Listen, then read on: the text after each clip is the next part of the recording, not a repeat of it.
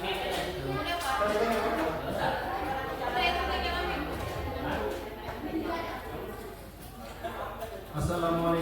warahmatullahi wabarakatuh. Puji dan syukur, marilah sama-sama kita panjatkan kehadiran Allah Subhanahu wa Ta'ala, yang mana pada hari ini kita sudah diberi sehat badan, sehat pikiran, dapat berkumpul di SMA 3 Biren Bayun. Tak lupa juga kita sajikan kepada Nabi besar Muhammad sallallahu alaihi wasallam, yang mana beliau telah membawa kita dari alam kebodohan sampai ke alam penuh ilmu pengetahuan seperti sekarang ini. Tak lupa juga penghormatan saya kepada kepala sekolah, Bapak Ibu Wakil Kepala Sekolah, dan dewan-dewan guru semua.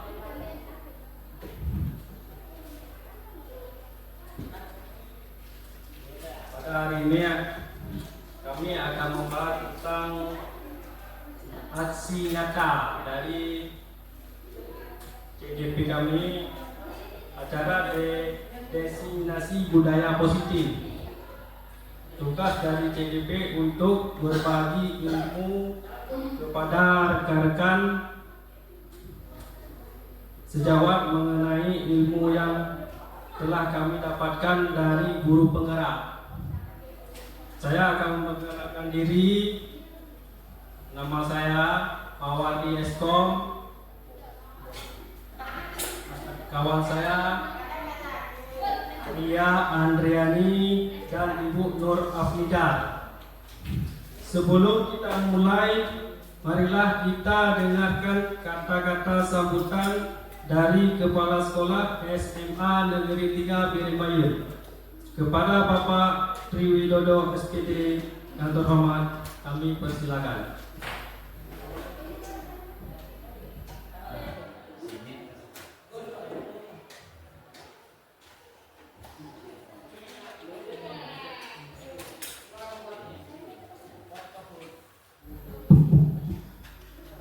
Assalamualaikum warahmatullahi wabarakatuh.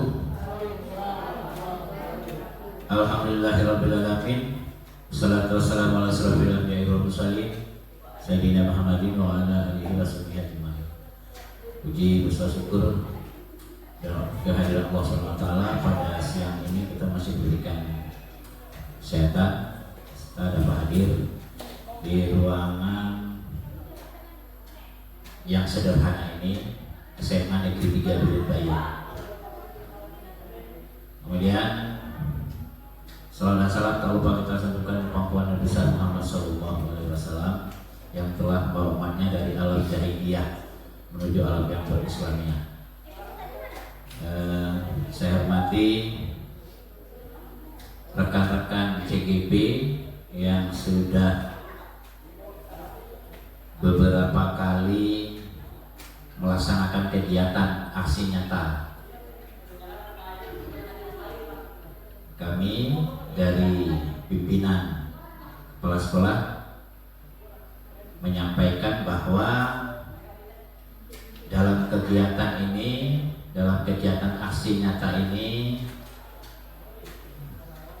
Bapak Ibu tentu saja akan berhadapan dengan siswa-siswa yang ada di sekolah ini. Oleh karena itu, pada kegiatan ini terutama yang kita lakukan adalah budaya positif. Nah, budaya positif itu kita harus mengetahui bahwa yang dihadapi oleh kita di lingkungan sekolah ini banyak sekali masalah budaya. Ada yang positif, ada yang negatif. Oleh karena itu, kami sampaikan kepada Bapak Ibu guru semuanya, zaman sekarang ini sudah harus sering kita lakukan dengan budaya positif. Tidak ada lagi melaksanakan kegiatan yang merugikan anak-anak, karena zaman sekarang ini dituntut kita untuk bisa memberikan ilmu kepada anak-anak, apalagi periode ini kita sudah masuk kepada kurikulum merdeka. Banyak sekali materi-materi yang berhubungan dengan kegiatan anak-anak di dalam kelas maupun di lingkungan sekolah ini. Kepada peserta Bapak Ibu CDP harus benar-benar melaksanakan dengan sebaik-baiknya tentang budaya positif ini agar anak-anak kita tidak terjadi hal-hal yang negatif baik dengan sesama siswanya maupun guru dengan siswanya atau siswa dengan gurunya, karena di guru merdeka itu proses pembelajarannya harus menyenangkan. Oleh karena itu pada bapak-bapak khususnya peserta CGP, berikanlah ilmunya yang sebaik mungkin kepada rekan-rekan kita ini supaya ke depan ilmu yang akan disampaikan kepada anak itu akan lebih baik lagi. Saya rasa ini dari saya sebagai kepala sekolah menyampaikan, mudah-mudahan apa yang nanti dilaksanakan tidak terjadi hal-hal yang tidak kita inginkan. Demikian acara ini. Sebelum dilaksanakan pada hari ini kegiatan aksi nyata budaya positif dibuka. Demikian, wabillahi taufiq wal hidayah. Assalamualaikum warahmatullahi wabarakatuh.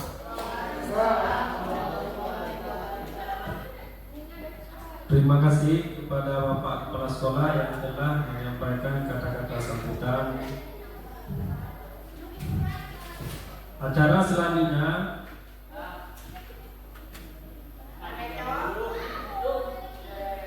selanjutnya akan dipaparkan materi oleh Ibu Nur Afnida. Kepada Ibu Nur Afnida kami persilakan dengan hormat.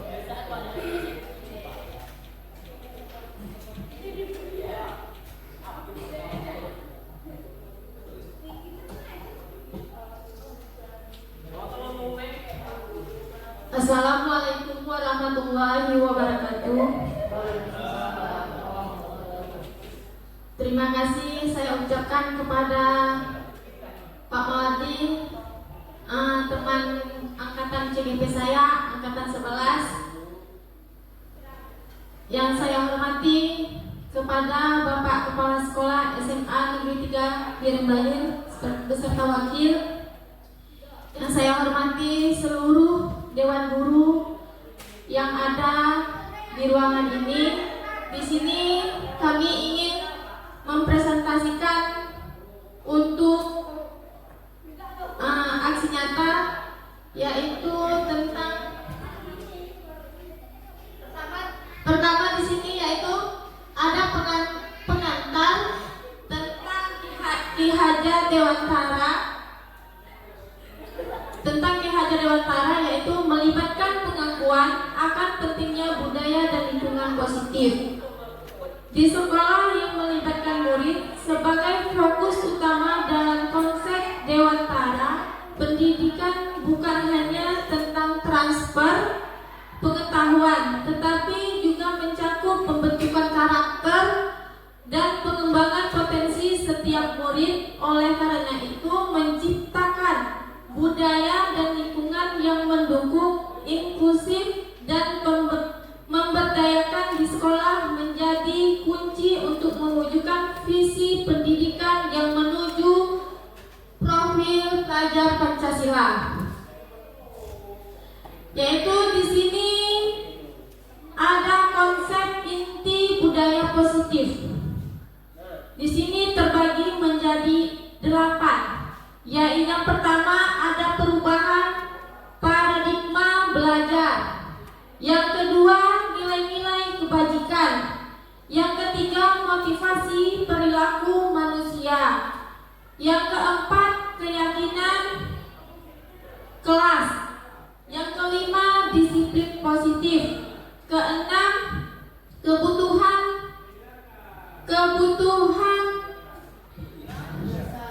dasar manusia. Yang ketujuh, posisi kontrol guru. Yang kedelapan, segitiga restitusi. Di sini ada pembelajaran dengan paradigma baru, yaitu pembelajaran dengan paradigma baru merupakan pembelajaran yang dirancang berdasarkan prinsip pembelajaran berdiferensiasi sehingga para peserta didik belajar sesuai kebutuhannya berdasarkan tahap pengembangan sesuai teori psikologi modern untuk mewujudkan profil pelajar Pancasila. Miskonsepsi tentang teori kontrol, yaitu di sini ada ilusi guru mengontrol murid. Yang kedua, ilusi bahwa semua penguatan positif efektif dan yang bermanfaat. Habis itu, ilusi bahwa kritik dan membuat rasa bersalah mampu menguatkan karakter. Yang terakhir, ilusi bahwa orang dewasa berhak memaksa. Di sini ada tentang mengubah paradigma stimulus respon ke pendekatan teori kontrol. Di sini stimulus respon yang pertama, realitas kebutuhan atau kita semua sama orang lihat hal yang sama. Teori kontrolnya, realitas kebutuhan kita berbeda. Yang kedua, stimulus respon. Kita mencoba mengubah orang agar berundangan sama dengan kita. Teori kontrolnya yaitu kita berusaha memahami pandangan orang lain tentang dunia. Stimulus respon yang ketiga, perilaku buruk dilihat sebagai suatu kesalahan. Teori kontrolnya, semua perilaku milik dan tujuan. Stimulus respon, orang lain bisa mengontrol saya. Teori kontrolnya, hanya Anda yang bisa mengontrol diri Anda.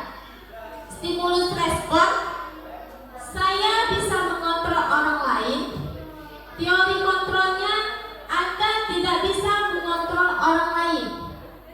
Stimulus respon, pemaksaan ada pada saat bujukan gagal. Teori kontrolnya, kolaborasi dan konsekuensi mendapatkan pilihan baru. Stimulus respon yang terakhir, model berpikir menang atau kalah. Teori kontrolnya, model berpikir menang. Di sini tentang disiplin positif, yaitu disiplin positif berasal dari kata disciplina, yang artinya belajar. Disiplin mengacu pada disiplin diri yang memiliki tanggung jawab, berharap apa yang dilakukannya berdasarkan nilai-nilai diyakini. Disiplin positif merupakan salah satu cara menerapkan disiplin yang bertujuan untuk menumbuhkan kesadaran serta memberdayakan peserta didik tanpa imbalan, penghargaan atau reward, ancaman atau hukuman.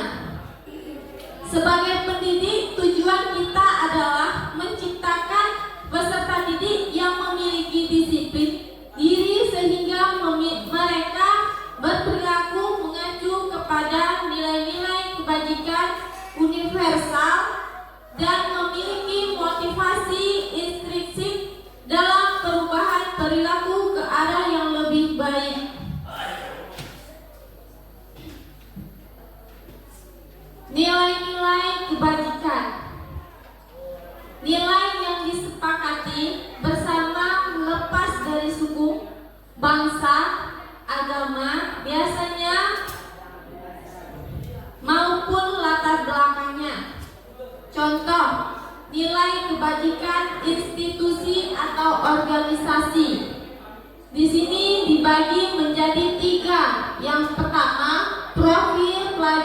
Pancasila.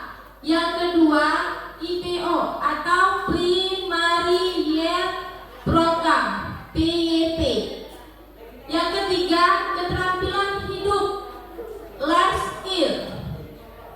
Yang profil pelajar Pancasila artinya beriman dan bertakwa pada Tuhan Yang Maha Esa dan berakhlak mulia, berkebineka, global, gotong royong, mandiri, kreasi dan bernalar kritis. Kalau IPO Primary Year Program atau PYP yaitu toleransi rasa hormat, integritas, mandiri, menghargai, antusias, empati, keingintahuan, kreatif, kerjasama, percaya diri, dan komitmen. Sedangkan keterampilan hidup yaitu dapat dipercaya, lurus hati, pendengar yang aktif, tidak merendahkan orang lain, dan memberikan yang terbaik dari diri. Kebutuhan dasar manusia. Di sini ada kebutuhan dasar manusia, yaitu segala sesuatu yang kita lakukan untuk mendapatkan apa yang kita inginkan. Seluruh tindakan yang kita lakukan memiliki tujuan tertentu, dan semua usaha terbaik yang kita lakukan adalah dalam rangka kebutuhan dasar kita terpenuhi dengan baik.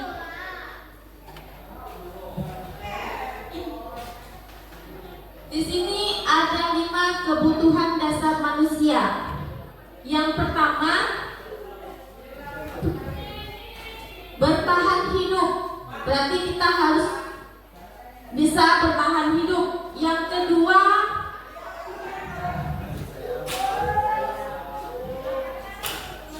kedua, kasih sayang dan rasa diterima. Yang ketiga, penguasaan.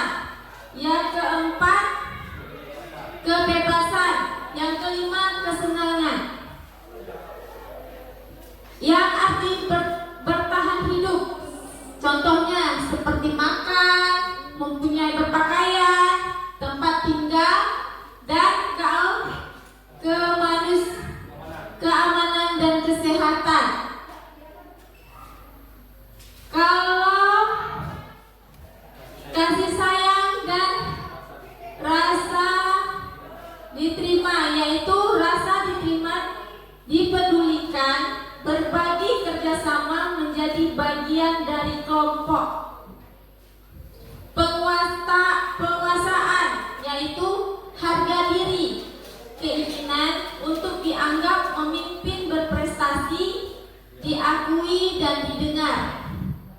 Sedangkan kebebasan yaitu mandiri, memiliki pilihan, mencoba hal baru, mampu mengendalikan arah dirinya. Yang terakhir yaitu kesenangan, yaitu bermain, humor, antusias dan tertawa. Di sini ada motivasi perilaku manusia. Yang pertama, untuk menghindar ketidaknyamanan atau hukuman. Yang kedua, untuk mendapatkan imbalan penghargaan dari orang lain. Yang ketiga, untuk menjadi orang yang mereka inginkan dan menghargai diri dengan nilai-nilai yang mereka percaya.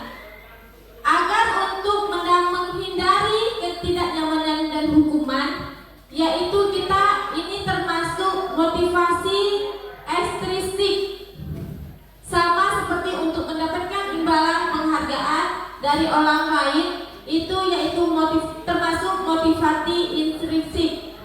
Kalau untuk menjadi orang yang mereka inginkan dan menghargai dirinya sendiri dengan nilai yang mereka percaya, yaitu termasuk motivasi intrinsik. Yang tadi untuk menghindari ketidaknyamanan atau hukuman, itu termasuk motivasi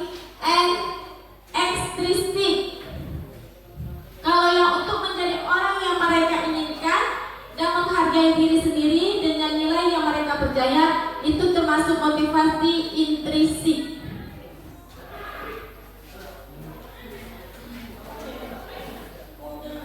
Di sini ada contoh tentang hubungan. Ada seorang bapak sama peserta didik, yaitu yang pertama tidak terencana atau tiba-tiba. Yang kedua, murid tidak tahu apa yang akan terjadi atau tidak terlibat. Yang ketiga, bersifat satu arah. Yang keempat, berupa fisik atau psikis atau hukuman. Di sini ada tentang konsekuensi. Yang pertama, terencana atau disepakati sesuai peraturan. Yang kedua, murid tetap dibuat tidak nyaman. Yang ketiga, sikap guru memotivator murid selalu. Yang ketiga, restitusi. Kita harus restitusi, yaitu proses menciptakan kondisi bagi murid untuk memperbaiki kesalahan.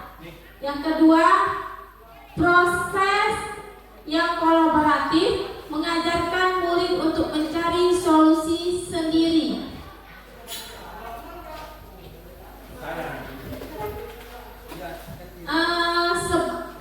Sampai sini kira-kira ada ya.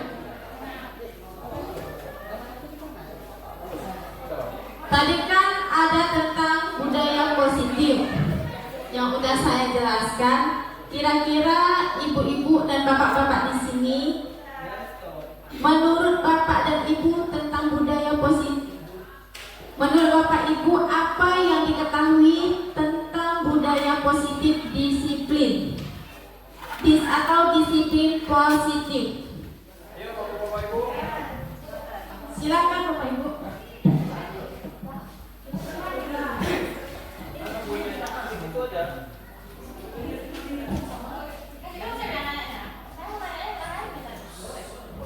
Jadi kan, kalau menurut saya tentang budaya positif itu adalah budaya yang berpihak kepada peserta didik dan diyakini melahirkan generasi penerus bangsa yang unggul dan berakhlak mulia sesuai profil pelajar Pancasila.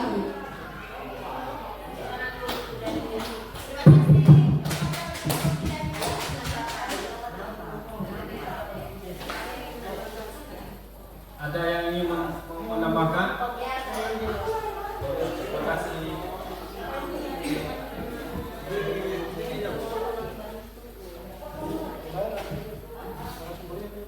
Kalau menurut saya, nilai positif itu merupakan nilai-nilai yang kebiasaan-kebiasaan sekolah yang berpihak pada peserta didik agar peserta didik dapat berkembang menjadi pribadi yang kritis, berhormat dan bertanggung jawab.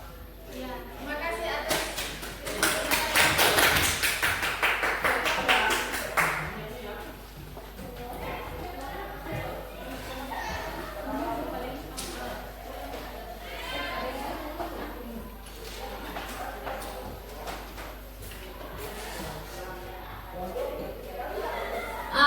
Terima kasih kepada ibu-ibu tadi yang telah menjawab. Di sini saya cuma memperkuatkan lagi, yaitu disiplin positif adalah sebuah bentuk penerapan disiplin tanpa kekerasan. Yang kedua, tadi yang pertama ya Bapak, Ibu. Yang kedua, upaya mengkomunikasi perilaku yang efektif antara orang tua dan anak. Yang ketiga, mengajarkan anak untuk memahami konsekuensi dan perilaku refleksi. Yang keempat, mengajarkan anak tanggung jawab dan rasa hormat ketika berinteraksi dengan lingkungannya. Terima kasih Bapak Ibu. Cuma sampai di sini saya mempresentasi. Kami kan ada bertiga. Jadi saya arahkan kepada Bu Ria Andriani selanjutnya presentasi. Kami persilakan.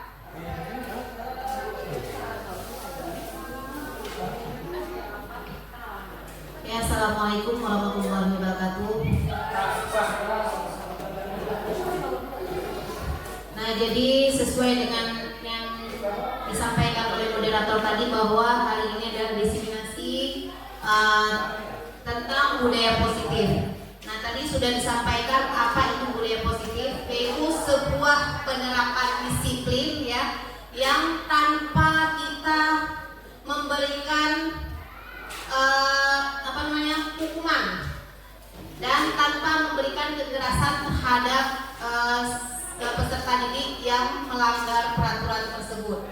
Kemudian kita juga memberi atau mengajarkan tanggung jawab kepada seorang peserta didik yang membuat kesalahan itu, sehingga dia tahu bagaimana cara menyelesaikan suatu masalah. Nah, jadi di sini sebelum kita menyelesaikan suatu masalah, ada 5 posisi kontrol yang akan dijalankan oleh seorang guru. Yang pertama itu adalah sebagai penghukum. Nah, jadi penghukum di sini maksudnya setiap ada pelanggaran yang dilakukan oleh seorang peserta didik, maka kita sebagai seorang guru selalu memberikan hukuman. Apakah itu hukuman berat ataupun hukuman ringan? Ya, misalnya ada anak yang terlambat datang ke sekolah, sehingga kita nantinya akan memberi hukuman dengan cara mengutip sampah atau tidak memberikan izin dia masuk ke dalam kelas. Nah, kemudian yang kedua itu pembuat rasa bersalah. Nah, pada saat seseorang itu melakukan kesalahan, kita akan memanggil anak itu dan kemudian kita akan menyampaikan bahwa apa yang dilakukan atau apa yang telah diperbuat oleh anak itu merupakan kesalahan yang membuat hati seorang guru atau hati seorang temannya itu merasa sedih. Nah, kemudian yang ketiga sebagai teman.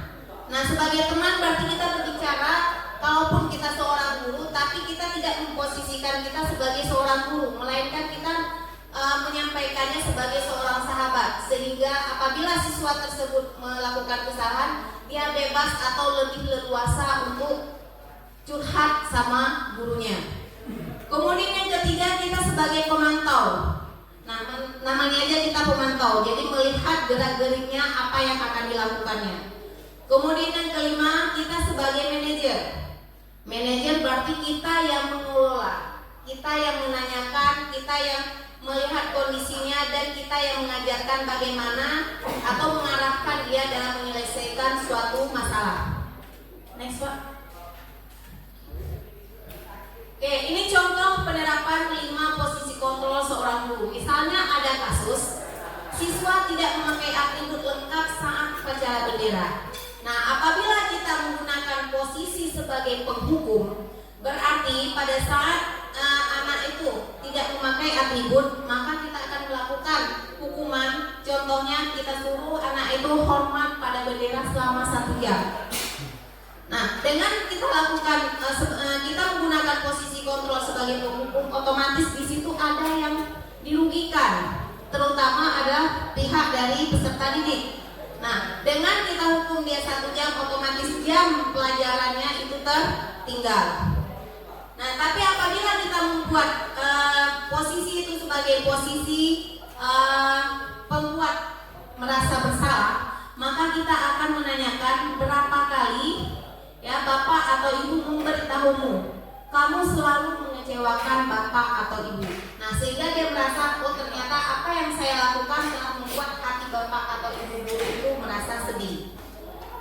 Oke. Kemudian apabila kita memposisikan kita sebagai seorang teman, ya, nah misalnya kita mengatakan kepada peserta didik tersebut, ayo dong ikuti aturan sekolah. Nah, tolong bantu ibu atau bapak ya sekali ini. Yang sudah tidak apa-apa, lain kali jangan sampai berbuat seperti ini lagi ya. Nah, dengan nada yang datar, tidak ada kata-kata yang membuat dia merasa tertekan atau lainnya. Kemudian kalau kita sebagai pemantau,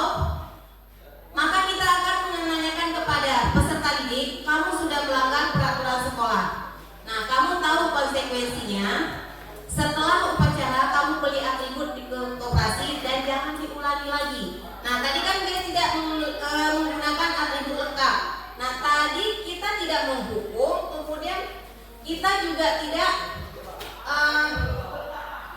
menganggap dia sebagai teman, tapi kita memantau, oh ternyata dia tidak memakai atribut, maka setelah jam pelajaran atau waktu istirahat, kita suruh anak-anak itu untuk melengkapi atributnya.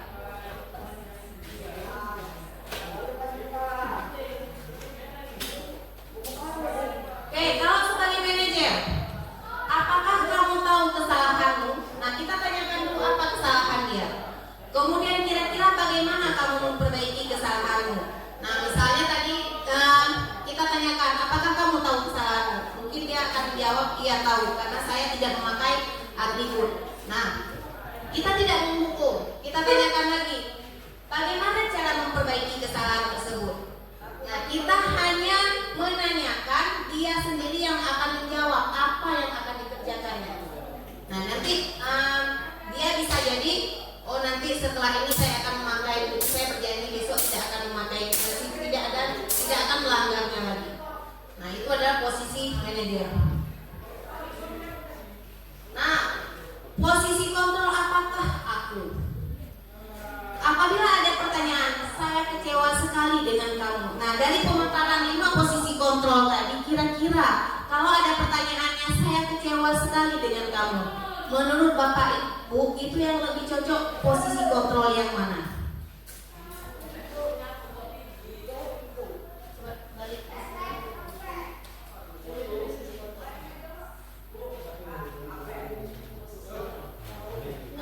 Tadi ada penghukum, teman, pembuat merasa bersalah, pemantau, dan manajer. Nah, tadi pertanyaannya, saya kecewa sekali dengan kamu. Kira-kira itu termasuk ke posisi kontrol yang mana? Pembuat rasa bersalah, ya, tepat sekali ya. Saya kecewa sekali dengan kamu. Berarti kan kita mengatakan bahwa saya kecewa. Berarti anak itu telah membuat kita kecewa, sehingga kita balikan lagi bahwa dengan adanya kesalahan yang dibuat sama dia atau pelanggaran yang dibuat oleh peserta didik tersebut, sehingga dia merasa bersalah bahwa dengan perbuatan dia itu telah membuat hati kita kecewa.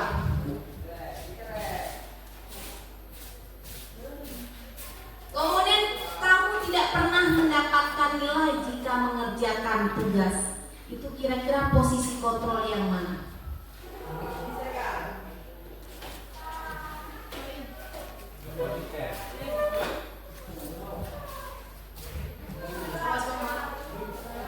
Oke, kira-kira posisi yang mana?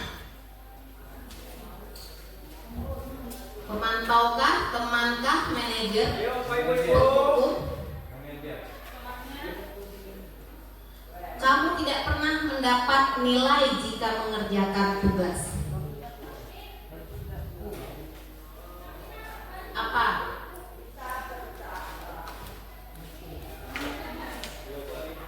Penghukum. Kalau penghukum itu kita melakukan hukuman fisik terutama, ya. Nah, kira-kira lebih tepat yang mana? Ya. Kalau manajer tadi kita menanyakan apa kesalahan dia dan kita menyuruh dia bagaimana cara menyelesaikannya. Nah, ya, berarti kalau kita perhatikan, kamu tidak mendapat nilai jika tidak mengerjakan. Berarti kita itu memposisikan sebagai pemantau, ya, lebih tepatnya sebagai pemantau. Karena nantinya bagaimana supaya dia nantinya bisa mendapatkan nilai? Berarti dia harus mengerjakan tugasnya kembali. Nah, kemudian di sini ada keyakinan kelas. Nah, mengapa keyakinan kelas? Mengapa bukan peraturan kelas? Kira-kira ada yang tahu, Bapak Ibu? Apa beda keyakinan kelas dengan peraturan kelas?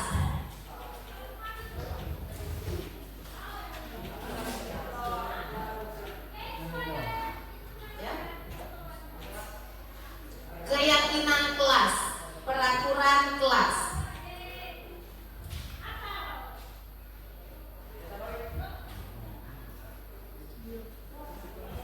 Bagaimana?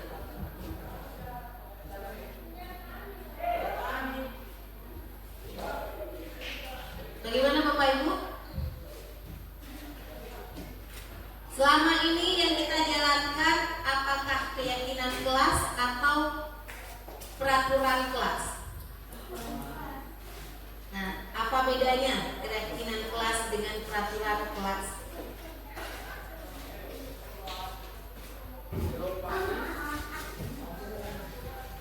Ya.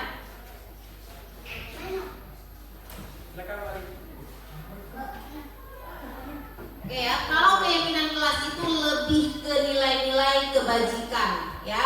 Nah, misalnya, memang keyakinan kelas itu berasal dari kedisiplinan kelas. Nah, cuma di sini nantinya di dalam keyakinan kelas itu ada nilai-nilainya. Misalnya, kalau anak ribut di kelas, itu kan peraturannya jangan ribut di kelas. Tapi di sini kalau sebagai keyakinan kelas, anak-anak itu membuat keyakinan kira-kira nilai kebajikan apa yang telah dilanggar apabila dia ribut. Ya Pak? Ya, menurut saya Bu,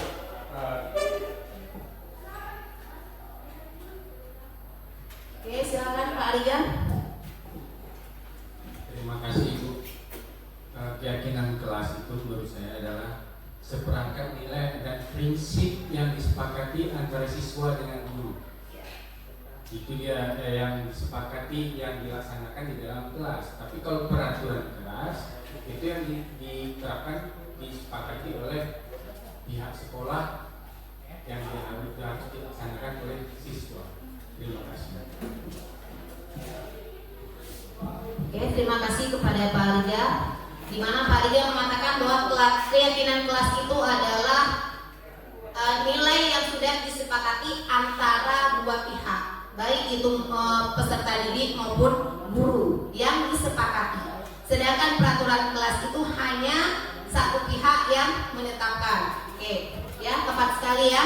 Nah, jadi peraturan kelas itu dibuat hanya oleh satu pihak. Artinya nantinya siswa itu tidak terlibat langsung pada saat membuat peraturan tersebut. Sedangkan keyakinan kelas itu dibuat secara bersama-sama dan berpihak pada murid.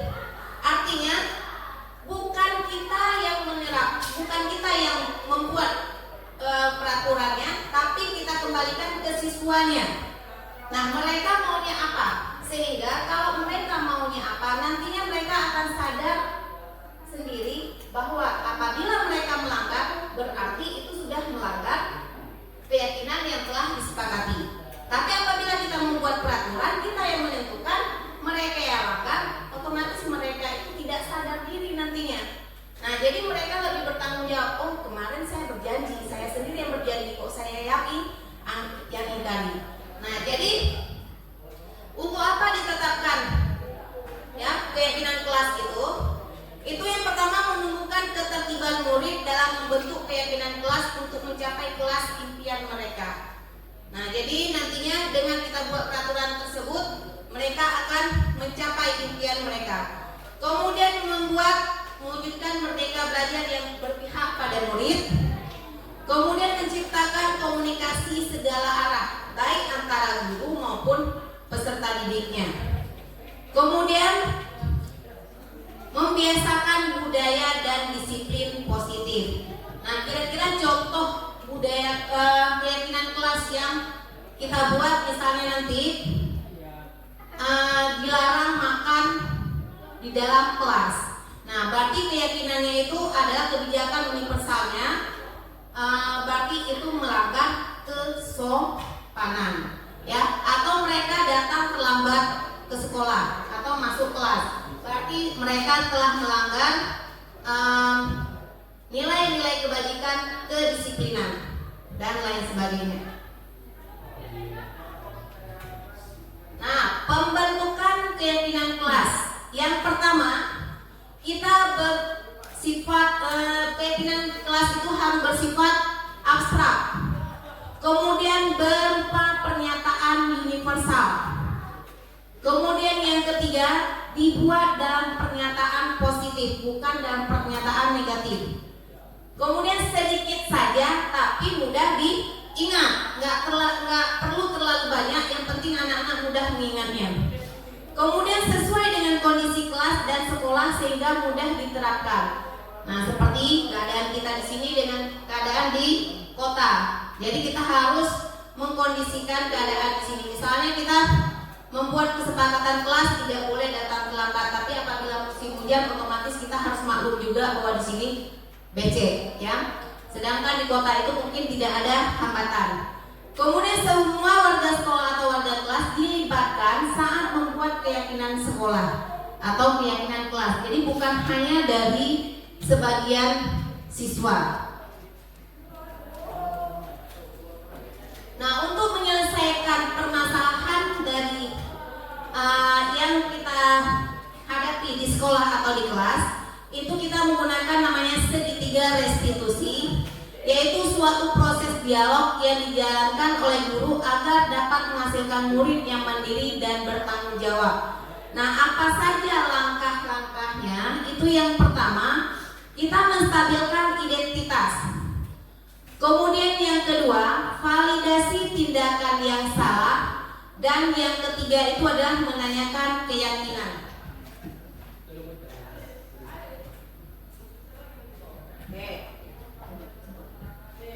Oke, menstabilkan identitas. Ini berdasarkan prinsip membuat kesalahan adalah bagian dari proses pembelajaran. Nah, misalnya apa kata-kata yang akan kita keluarkan untuk menyelesaikan suatu masalah.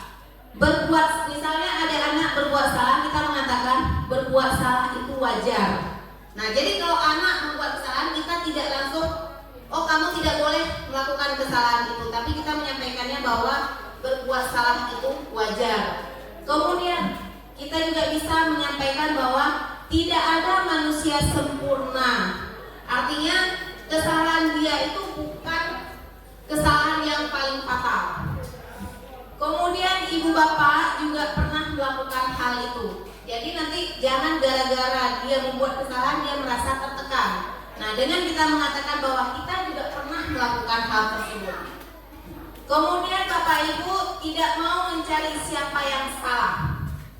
Ya, kita mengatakan sama dia, bapak atau ibu tidak mencari siapa yang salah di sini. Kemudian permasalahan ini kamu ingin mencari solusi dari permasalahan, dan kemudian kamu berhak merasa begitu. Ya. Oke. Nah, itu tadi adalah contoh daripada pertanyaan untuk menstabilkan identitas. Baik, untuk selanjutnya akan dilanjutkan pemaparan oleh Pak Muardi. Oke, menstabilkan identitas, ya. Nah, berdasarkan prinsip membuat kesalahan, validasi tindakan yang salah, itu bisa kita munculkan pertanyaan, kamu pasti punya alasan mengapa melakukan hal itu. Kemudian, padahal kamu bisa melakukan yang lebih buruk dari ini, ya. Atau kamu patut bangga karena telah melindungi sesuatu yang penting buatmu. Kamu melakukannya karena mempertahankan sesuatu yang penting bagimu. Nah, misalnya anak terlambat datang ke sekolah. Nah, kita tidak menanyakan kenapa kamu terlambat ke sekolah. Kita menanyakannya, kamu pasti punya alasan mengapa kamu terlambat hari ini. Nah, misalnya dia mengatakan, saya terlambat datang karena telat bangun, ya. Nah, atau nantinya ada anak yang udah masuk ke kelas, keluar kemudian pergi ke kantin. Kenapa? Pasti kamu punya alasan kenapa keluar tadi cabut. Ya, karena saya belum makan. Nah, berarti dia ingin memenuhi kebutuhan dia. Seperti tadi ada 5 kebutuhan, yaitu kebutuhan hidup, ya, kemudian ingin dicintai, kemudian kebutuhan akan rasa diperhatikan, ya. Nah, jadi kalau misalnya dia ingin makan, berarti dia ingin memenuhi kebutuhan akan hidupnya, ya.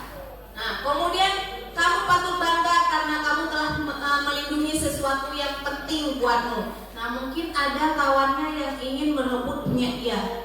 Nah, sehingga nantinya anak itu akan berantem. Nah, otomatis dia ingin mempertahankan barang dia itu, ingin dipertahankan, tidak boleh sampai ke orang lain. Nah, cuman cara kita menyampaikannya itu tidak perlu dengan kekerasan. Kemudian kamu melakukan sesuatu yang penting bagimu. Oke.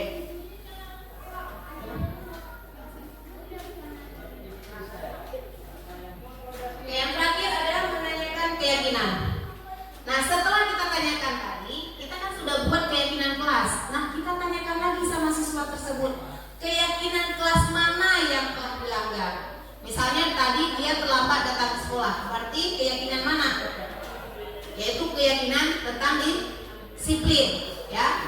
Nah, atau dia misalnya berbohong, berarti dia telah melanggar keyakinan tentang apa gitu. Nah, ya. Kemudian dia telah mengganggu orang lain, berarti keyakinan akan rasa hormat menghormati. Nah, kemudian seperti apa gambaran sebuah kelas yang ideal menurut kamu? Dan kamu ingin menjadi orang yang seperti apa? Nah, itu adalah menanyakan keyakinan. Nah, kita ingin tanyakan kepada siswa tersebut, bagaimana dia nantinya akan menjadi orang seperti apa? Oke, jadi, nah dalam penerapan program disiplin positif itu hendaknya guru memiliki standar kepribadian profesional dan sosial yang baik, di mana guru mampu merefleksi dirinya dalam posisi kontrol saat ini. Bagaimana perjalanan dirinya sebagai manajer yang menuntun murid-muridnya menjadi insan yang mandiri. Oke, nah, jadi itulah pemaparan dari saya. Nah, kira-kira ke depan ya, kita ingin menerapkan budaya positif ini di sekolah kita. Nah, sebelumnya apakah budaya positif itu telah terwujud di sekolah kita? Sebelum ini, apakah setelah pemaparan yang saya sampaikan, apakah budaya positif ini telah terwujud di dalam sekolah kita? Sudah, alhamdulillah ya. Kalau sudah, nah berarti untuk ke depan kita lebih ya. Kalau memang sudah terwujud, kita lebih menerapkan lagi, kita menyelesaikan masalah itu.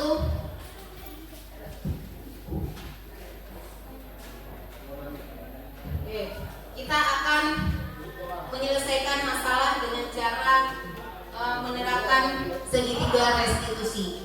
Nah, kira-kira dari pemaparan ini apa ada yang ingin tanyakan?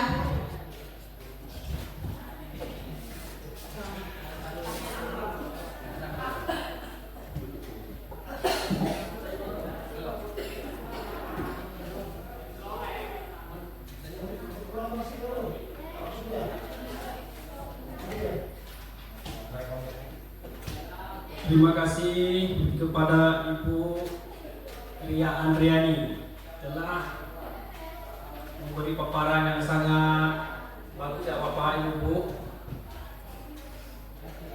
Sebelum kami menutup kegiatan ini, saya sedikit kita buat speaking ya. Ibu Gubernur, Ibu Ria Andriani, tolong maju ke depan.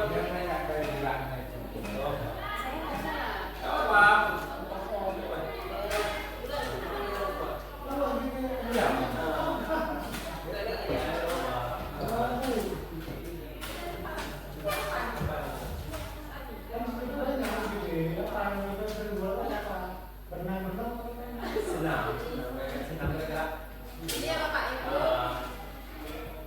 lakukan apa yang saya lakukan, jangan lakukan yang bukan yang saya lakukan.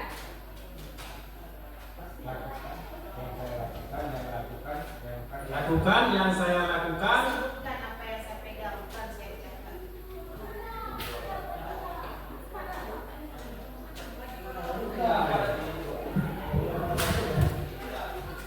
Sebutkan apa yang saya pegang, jangan sebutkan apa yang saya ucapkan.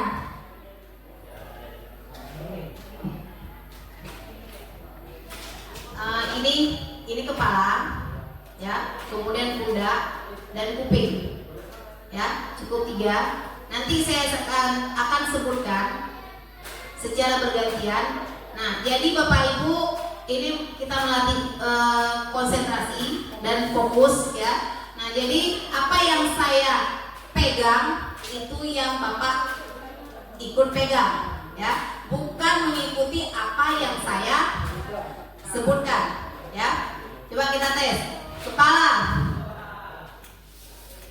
pundak, kuping, pundak, kepala. Nah, ya. Ya, saya katakan tadi kerjakan, ya, kerjakan apa yang saya ucapkan, ya, ya, kerjakan apa yang saya ucapkan, bukan yang saya sebutkan, ya. Ulang, ya. Oke, kita ulangi. Yang saya ucapkan, ya. Oke, kepala, pundak, kuping. Oke, Bu Rita masih ini, ya. Kita ulangi sekali lagi. Ya. Kerjakan apa yang saya ucapkan, bukan yang saya sebutkan. Oke, ya. Yang apa yang bukan saya lakukan. Oke, pundak, telinga, kepala, telinga, kepala, pundak, telinga. Oke, berarti udah fokus, ya. Terima kasih Bapak Ibu, tepuk tangan dulu.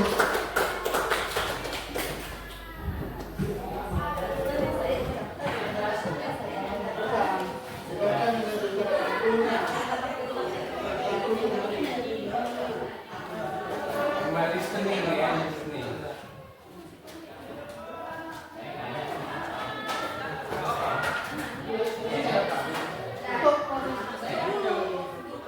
Oke, bagaimana Bapak Ibu? Ada yang ingin tanyakan?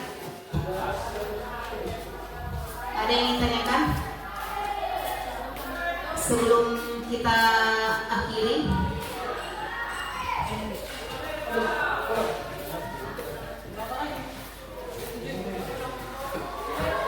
Oke, baiklah.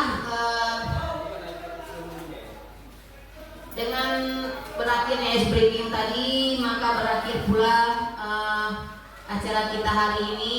Semoga ilmu yang kami sampaikan tadi bermanfaat, dan ke depan kita bisa menerapkan budaya positif ini di dalam menyelesaikan masalah yang ada di sekolah kita, dan anak-anak didik kita menjadi anak yang mandiri, kreatif, dan berakhlak mulia, ya, sesuai dengan profil pelajar Pancasila. Nah, terima kasih kami ucapkan kepada Bapak Kepala Sekolah SMA Negeri 3 Birenbayen dan kepada seluruh Dewan Guru yang telah hadir di sini untuk mendengarkan atau membantu kami dalam melaksanakan tugas CGP ini, yaitu mensosialisasikan tentang budaya positif yang telah kami pelajari selama pendidikan guru penggerak ini. Nah, semoga ke depan Bapak Ibu juga bisa menyusul kami menjadi calon guru penggerak di angkatan ke-12 nanti, dan bisa membuat sekolah kita lebih maju dan lebih mempunyai nilai yang lebih bagus lagi. Nah, saya Ria Andriani, Bu Nur Hafnidar, dan Pak Mawardi mengucapkan terima kasih. Kami mohon maaf apabila ada kesalahan, dan saya akhiri. Assalamualaikum warahmatullahi wabarakatuh.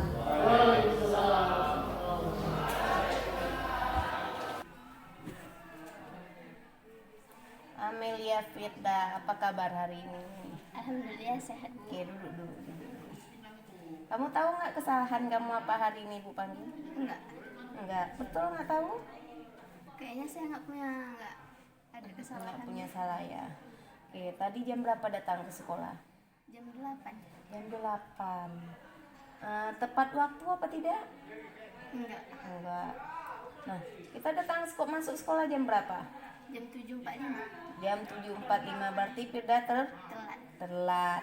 Kenapa bisa telat, Nak? Begadang. Begadang ngapain aja di rumah? Begadang apa? Nonton film. Film apa yang ditonton? Film Korea. Aduh, Anda belajar semalam? Kayaknya enggak. Enggak. Nah, bagus enggak kalau seperti itu? Enggak. Enggak. Nah, Ibu di sini enggak mencari kesalahan Firda. Ibu cuman mau memperbaiki kesalahan itu karena setiap orang pasti punya salah, pasti punya kesilapan ya. Nah, bukan berarti kita manusia ini tidak punya salah, setiap orang pasti punya kesalahan. Nah, cuman bagaimana cara menyikapi masalah tersebut. Nah, sebelumnya kan kita sudah buat keyakinan kelasnya, kesepakatan kelas. Nah, kesepakatan kelasnya mana yang sudah Firda langgar? Yang disiplin. Disiplin. Kenapa dengan disiplinnya? Datang 10 menit sebelum waktu mengajar. Datang 10 menit sebelum waktu mengajar. Kita masuk jam 7.45. 7.45. Firda masuk jam 8 Nah, berapa menit telatnya? menit. 10 menit. 10 menit terlambat, bukan 10 menit lebih awal. Nah, kira-kira kalau sudah seperti itu bagaimana cara kedepannya memperbaiki supaya Firda tidak terlambat? Jangan terlalu fokus ke HP, nonton. Kalau mau nonton siang hari. Nah, ya, bukan berarti tidak boleh nonton film ya, tapi Firda harus menyikapi bagaimana supaya kedepannya tidak terlambat lagi. Nah, kemudian apa lagi yang harus Firda lakukan supaya nggak terlambat? Jangan begadang. Jangan begadang. Terus kalau pagi diapakan? Hidupkan alarm. Udah punya handphone, jadi alarm tuh handphone tuh digunakan untuk yang bermanfaat, jangan nggak bermanfaat. Nah, jadi kira-kira kapan Firda memulai perubahan itu? Sekarang. Berarti kalau sekarang ini udah masuk sekolah ya. Nah, berarti untuk besok, mulai besok nanti pulang sekolah istirahat dulu. Malam nanti lebih cepat tidurnya. Jadi mulai besok tidak ada terlambat lagi ya. Karena kalau Firda terlambat nantinya siapa yang rugi? Sendiri. Nah, sendiri, bukan orang lain kan. Nah, kalau Firda terlambat berarti guru udah masuk belajar, Firda masih di luar. Nah, sehingga ketinggalan materi ya. Nah, jadi mudah-mudahan ke depan Firda tidak terlambat lagi ya. Jadi jangan lupa belajar di rumah ya. Nah, hanya itu yang dapat Ibu sampaikan. Mudah-mudahan Firda jadi lebih bagus lagi.